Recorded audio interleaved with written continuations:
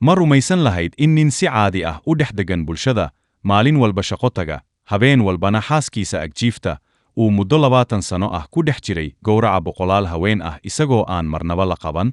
Sidee buu ninkan u noqday dilaagii ugu dhiigga badnaa ee taariikhda? Maxayse ahayd sirtii ka dambaysay inuu fashiliyo booliska muddo 20 sano ah ilaa uu markii dambe ka tagay hal dhibic oo candhuuf ah oo sirtiisii ka shiftay? Gary Ridgway wuxuu ku dhashay gobolka Utah ee dalka Maraykanka sanadkii 1949, balse wuxuu ku soo koray agagaarka magaalada Seattle ee gobolka Washington. Carruurnimadiisa waxay ahayd mid aad u madow oo naxdin badan.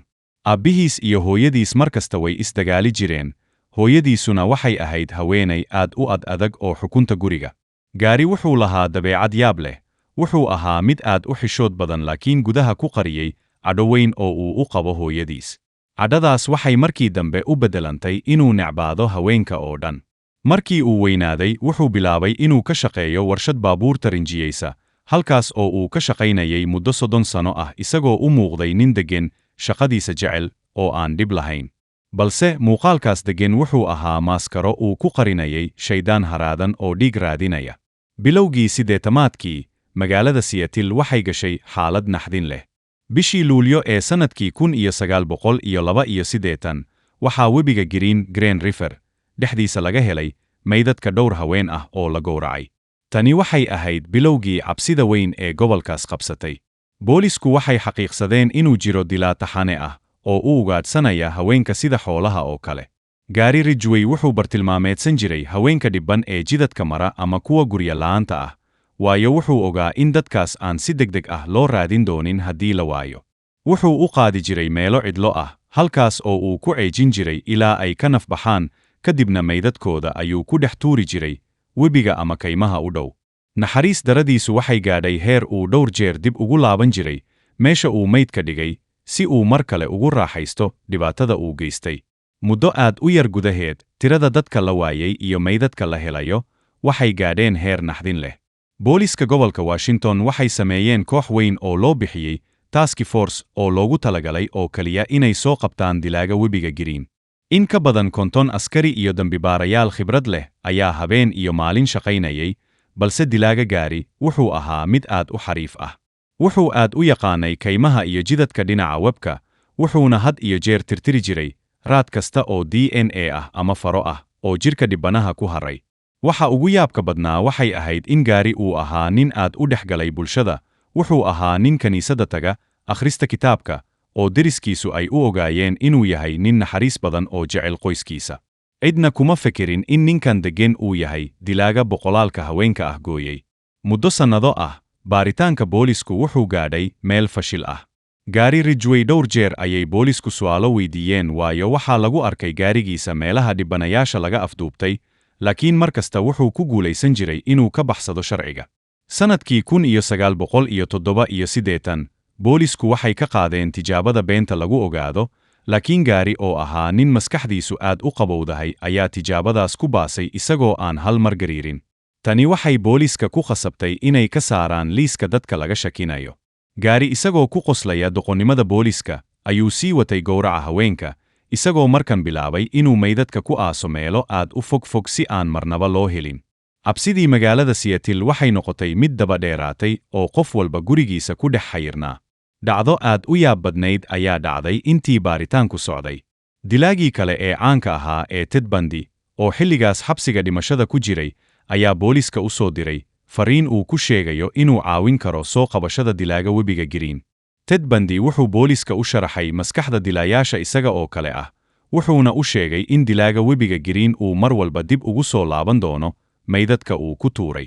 Ted Bundy wuxuu ku taliyey inay boolisku si qarsoodi ah u ilaaliyaan meydadka cusub ee la helay si ay u qabtaan dilaaga markuu soo laabto. Inkasta oo taladaas ay dhab ahayd, haddana Gary Ridgway wuxuu ahaa mid aad u taxadara oo marnaba ma uusan ku dhicin dabinnada booliska, taas oo ka dhigtay mid ka xariifsan xataa dilaayaashii isaga ka horreeyey. Sannadihii 90-aadkii, dilalkii si lama filaan ah ayay u yaraadeen, booliskuna waxay u maleeyeen in dilaagii uu dhintay ama uu gobolka ka guuray. Laakiin xaqiiqdu waxay ahayd in Gary uu weli halkaas joogay, balse uu aad uga taxadar badnaa sidii hore. Wax kasta waxay beddelmeen sannadkii 2001. Tiknoolajiyada DNA-ga ayaa horumar weyn samaysay, booliskuna waxay go'aansadeen inay dib u baaraan dhammaan raadadkii ay ka soo ururiyeen dadkii looga shakiyey dembiga sannado ka hor. Waxaa la soo saaray muunad candhuuf ah oo laga qaaday gaari Ridgway sannadkii 1987. Markii muunadaas la barbar dhigay DNA-ga laga helay, meydadkii ugu horreeyey ee la helay 20 sano ka hor, waxaa soo baxay natiijo dhab ah: gaari Ridgway waa dilaagii webiga Green. Bishii Nofembar ee sannadkii 2001, booliska waxay weerareen guriga gaari Ridgway iyagoo ku qabtay isagoo shaqada ka soo baxaya. Dunida oo dhan ayaa naxday markii la maqlay in ninkan 30 sano warshadda ka shaqaynayay uu yahay mid ka galaaftay nolosha gabdho aad u badan. Bilowgii, gaari wuxuu diiday inuu qirto dembiga, balse markii loo sheegay in DNA-gu uu isaga qabtay iyo in lagu xukumayo dil, ayuu go'aansaday inuu heshiis la galo dowladda. Heshiisku wuxuu ahaa inuu booliska u sheego meel kasta oo uu mayd ku aasay si ehelada gabdhahaas ay u helaan lafaha ubadkooda, isagana looga cafiyo xukunka dilka ah loona beddelo xabsi daayin. Muddo 6 bilood ah, gaari Ridgway wuxuu dambibaarayaasha u kaxaynayay kaymaha, buuraha iyo hareeraha webiyada gobolka Washington. Wuxuu si deggan oo aan dareen lahayn uga sheekaynayay sidii uu mid walba u dilay iyo meesha uu ku aasay. Wuxuu qirtay inuu dilay 49 haween ah, laakiin wuxuu sheegay inuu u malaynayo in tirada dhabta ah ay tahay 71 ama ka badan, isagoo yidhi aad bay u badnaayeen oo ma wada xasuusan karo. Gaari wuxuu u muuqday mid aan wax qoomamo ah dareemayn, isagoo ku tilmaamay dilka haweenkaas sidii inuu shaqo qabanayay oo kale. Tani waxay dambibaarayaasha ku noqotay mid ka yaabisa oo muujinaysa heerka ay gaadhsiisnayd sharkiisa gudaha ku qarsoon. Maxkamadayntii gaari Ridgway waxay ahayd mid ilmo iyo naxdin badan.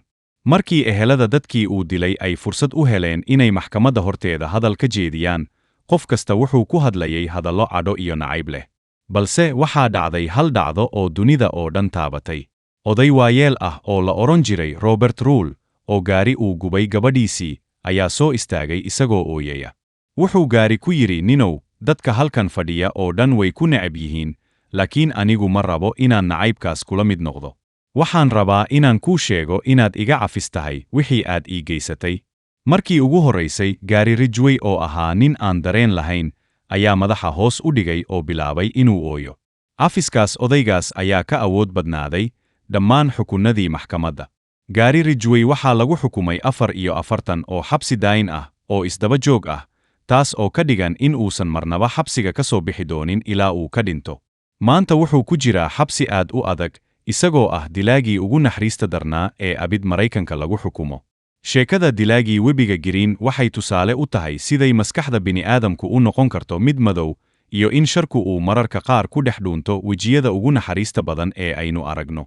20 sano oo dhiig iyo oohin ah kadib, sirtii gaari Ridgway waxay ku dhammaatay qol madow oo xabsi ah, laakiin raadka naxdinta leh ee uu ka tagay marnaba lagama iloobi doono gobolka Washington iyo dunidaba.